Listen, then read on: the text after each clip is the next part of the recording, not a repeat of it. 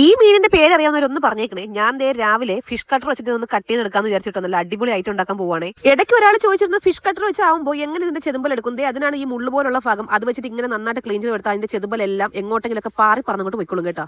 ഇനി ഇഞ്ചി വെളുത്തുള്ളിയും പേസ്റ്റും മറ്റ് മസാലപ്പൊടികളും മീൻ വറക്കാൻ നമ്മൾ എന്തൊക്കെയാണ് സാധാരണ ചേർക്കുന്നത് അതൊക്കെ തന്നെ. പക്ഷെ വെള്ളം ഉപയോഗിച്ചല്ല, അതിന് പകരം നമ്മൾ ഓയിൽ ഉപയോഗിച്ചിട്ടാണ് നന്നായിട്ട് മിക്സ് ചെയ്തെടുക്കുന്നത്. ആർക്കെങ്കിലും ഫേസ് പാക്ക് വേണമെങ്കിൽ ഓടി പോയോ, ഞാൻ ഇച്ചിരി ഇട്ടുതരാം. ഇനി കുളിച്ച് കുട്ടപ്പനായിട്ട് കിടക്കുന്ന മീനിന്റെ പുറത്തേക്ക് ആ മസാലകൾ നന്നായിട്ട് തേച്ചങ്ങോട്ട് പിടിപ്പിക്കുക കേട്ടോ.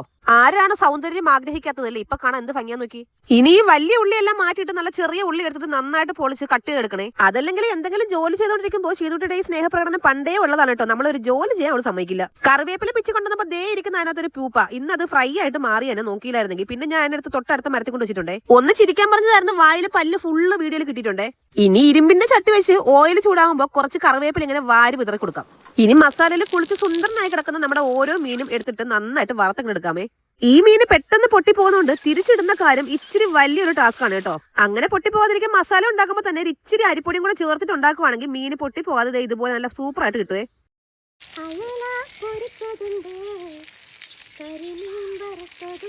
ഇനി അതേ ഓയിലിൽ തന്നെ വെളുത്തുള്ളി, ഇഞ്ചി, കൊച്ചുള്ളി, തക്കാളി ഇത്രയും നന്നായിട്ട് വഴറ്റിയെടുക്കാം. അതിനുശേഷം ദേ കുറച്ച് മസാല പൊടികളും കൂടെ ചേർക്കാം കേട്ടോ.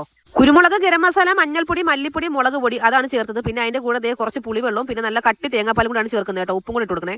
അതത്രയും നന്നായിട്ട് വേവിച്ച് വറ്റിച്ച് മാറ്റി വെച്ചതിന് ശേഷം അതേ അടുപ്പിൽ തന്നെ ദേ നല്ലൊരു ഇലയും കൂടെ വാട്ടിയെടുത്തിട്ട് അതിന്റെ മുകളിലേക്ക് കുറച്ച് മസാല ഇങ്ങനെ നിരത്തി വെച്ച് കൊടുക്കുക. അതിന്റെ മുകളിൽ നമ്മുടെ മീൻ എടുത്ത് വെച്ച് കൊടുക്കുക കേട്ടോ. ബാക്കി വന്ന മസാലകൾ വീണ്ടും അതിന്റെ മുകളിലേക്ക് വെച്ച് കൊടുത്തിട്ട് നന്നായിട്ട് ഇല കെട്ടി പൊതിഞ്ഞ് അങ്ങനെ എടുക്കുക. ഇല കെട്ടി പൊതിയുമ്പോൾ എന്റെ മോൻ ചെയ്തതുപോലെ പ്ലാസ്റ്റിക് കയറുന്ന എടുത്തോണ്ട് വന്നേക്കരുത്. വാഴയുടെ നാര് തന്നെ എടുക്കണം, ഇല്ലെങ്കിൽ എണ്ണയിലൊക്കെ ഇടുമ്പോൾ ഉരുക്കി പോകട്ടോ. ഇനി ഒരു ചട്ടിയിൽ ഓയിൽ ചൂടാക്കി ഒരു 10-15 മിനിറ്റ് തിരിച്ച് മറിച്ചിട്ട് ഇങ്ങനെ വേവിക്കുക. ഇനി സ്വയം ഹണി റോസ് ആണെന്ന് വിചാരിച്ചുകൊണ്ട് ദേ നമ്മുടെ മീനിന്റെ നടൻ നമ്മൾ തന്നെ അങ്ങോട്ട് ഉദ്ഘാടനം ചെയ്യുക. ഇനി ഈ വാഴയില തുറക്കുമ്പോൾ കിട്ടുന്ന ഒരു മണം ഉണ്ടല്ലോ എന്റെ അളിയാ. ചൂടോടും കൂടി ഒന്ന് പിച്ചെടുക്കാൻ നോക്കി തരുന്നത് എന്റെ കൈ നൈസായിട്ട് പുള്ളി പോയിട്ടോ.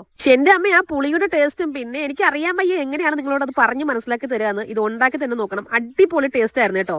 പാത്രം കാലിയാകുന്ന വഴി അറിയില്ല എന്നുള്ളതാണ് സത്യം.